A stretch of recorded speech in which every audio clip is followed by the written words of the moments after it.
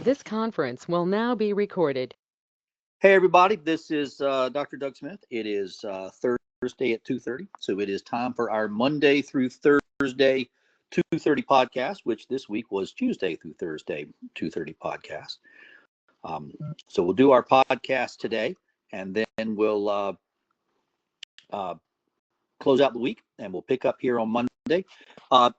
We finished going through the second citizens petition. We finished it. We've now done both citizens petition. Took a lot of podcasts, but we went through it, and now we're gonna move on. And I'm gonna be very careful and very specific here. I got an email from one of our listeners, and they pointed something out to me, and I think it's important. By the way, anybody wants to send me an email, I want to hear from you. I want to hear from you. I want to know if we're coming through. I want to know if we're making sense. And this email made a difference because the writer of the email pointed out that it's important that we don't get into a he said, she said, he said scenario. You're a drug addict. No, you're not. You're a drug addict. No, you're not. So what we're doing here on this podcast and what I do is we're just presenting the science. You make up your own mind. You decide for yourself whether or not you're a drug addict. I'm not going to sit here and tell you whether or not you're a drug addict. Okay, I will tell you the science says you're not. Okay, I will say that. And I'll be more careful with my wording in the future. Okay, the science says you're not a drug addict. If you want to believe you are, okay, well, you can, list that right up there with Santa Claus and the Easter Bunny. But the science says you're not a drug addict. Science says you're not an opioid addict. Okay, and I will be more careful of my wording in the future. That's one of the reasons I really enjoy this podcast so much. It forces me to select the right words and be careful in my selection of words. So that said, let's jump into this graphic. I put a lot of time in this graphic. I'm going to put more time into this graphic. I love this graphic, but the word extinction is missing off the graphic, so I got to work that in there. And I tend to spend a lot of time on my graphics, and I tend to always be polishing them and trying to make them better. I like this one a lot. We'll spend several days on this one. I like the title. I call it the FDA Genocide. Like that title. Okay, approaching 4 million dead. Now we're going to have to put that in perspective. 4 million dead. Okay, from a death perspective, is that a little bit? Is that a lot? Well, let me give you three points of reference here. Okay, number one, if you combine all the soldiers killed, dead, in all the wars that the United States has been involved in, okay, Revolutionary War, Spanish American War, Civil War, World War I, World War II, Korean War, Vietnam War, Gulf War, all the wars that this country's ever been in, if you combine all those deaths, it comes out to be around 1 million. Okay, FDA genocide, we're looking at 4 million. Okay, another point of reference. How many people died from COVID? I mean, we shut down the entire country. Okay, we shut down the entire country. How many died? About 1 million. That's a lot of deaths, and I'm not by in any way, shape, or form belittling those deaths. Okay, that's a lot of deaths, but it's 1 million. Here we are on the FDA genocide. We're approaching 4 million.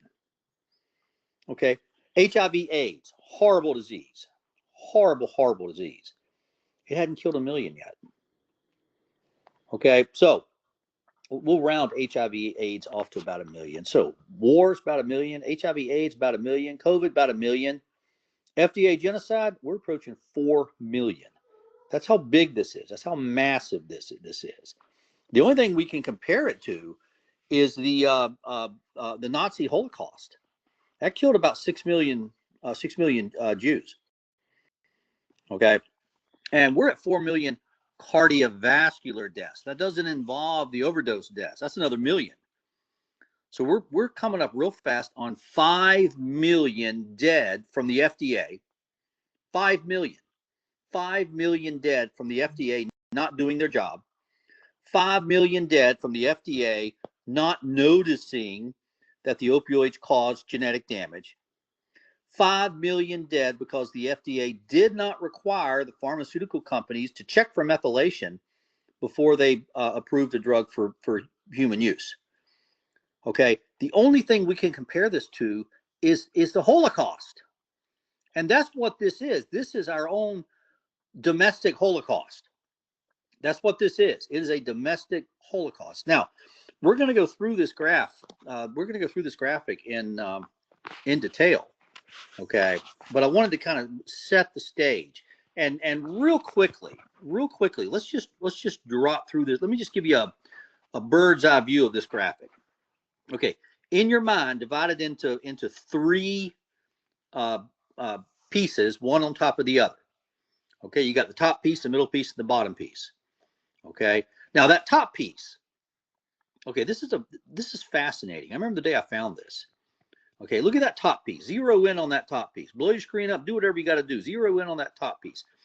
And look in the top left-hand corner there, and you see the little emblem, and it says American Heart Association. Okay, I didn't build this graph. Okay, I cut and pasted it. This is the American Heart Association. Okay, American Heart. And by the way, the American Heart Association is some of the best data in the world. That would be the world. Okay, so this is good data. Okay, and what are we looking at here? Well, look at the title up on top. Deaths attributable to cardiovascular disease. So these are the number of people that died each year from cardiovascular disease. That's heart attacks, strokes, ruptured aortas. Okay, if you just want to call it heart attacks, that's fine with me.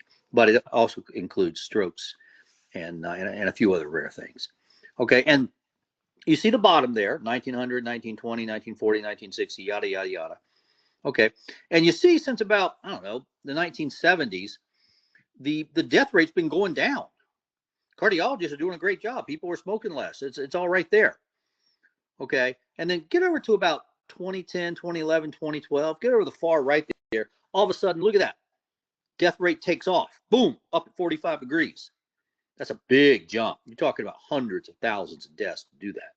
In fact, we'll get into it. How many deaths does it take to move a line like that? Okay, then drop down one. Now you're on the middle graphic.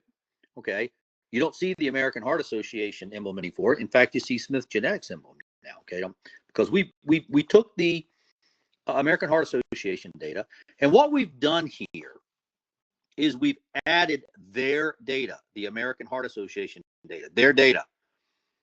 Okay, we've added their data through 2022. Why did we pick 2022? Because that's the last year we have data.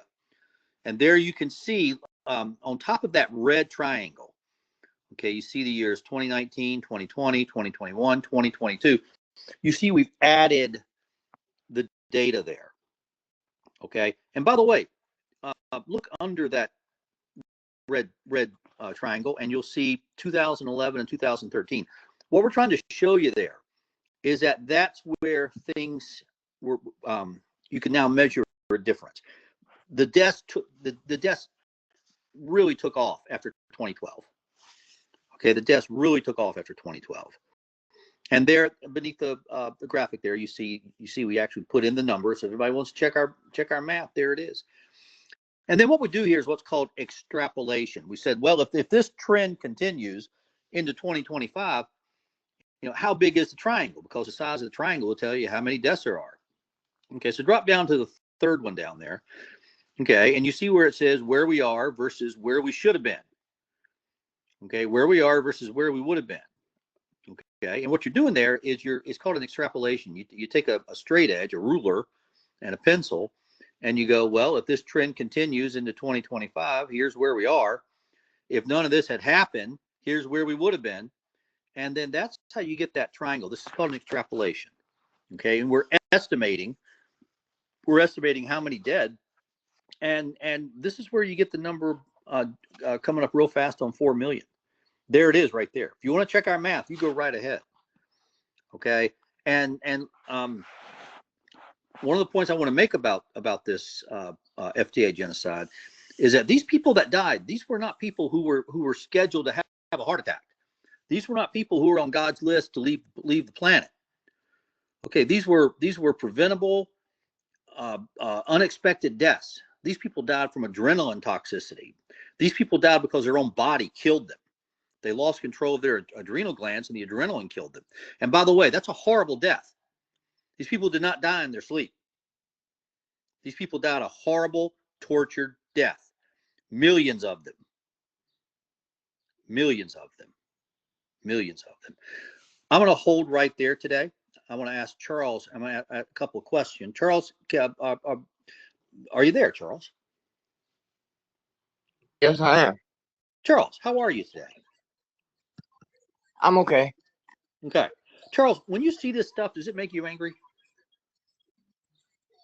It makes me more than angry. It enrages me. And I am curious how the cardiovascular community is taking this. I mean, forget about the drug community or anybody like that. I know their eyes glaze over at the sound of anything. But are we having any progress with the American Heart Association? No. No. Damn. No. I know. I know. I know. Charles, it's exactly what it's exactly what we've been talking about, Charles. We're up against and you put your information right with theirs, you know? Yeah. I can see it right there. We're up against money, Charles. We're up against money. Money is powerful. Yes, okay? It is. And what that means, Charles, what that means is it doesn't mean we walk away from the fight. It means we man up and we do what we have to do. We've got to break through the ice. Look at that death rate. Charles, there's one word that's missing off of this graphic, and I'm working it in. I'll make another version.